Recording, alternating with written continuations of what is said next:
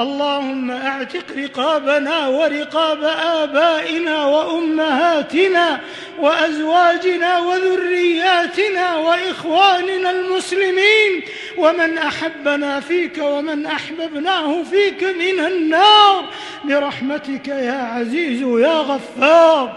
اللهم اغفر لنا كل ذنب واحفظنا من كل جنب وادفع عنا كل كرب يا ذا الجلال والإكرام. اللهم أعز الإسلام والمسلمين واحم حوزة الدين واجعل هذا البلد آمنا مطمئنا وسائر بلاد المسلمين.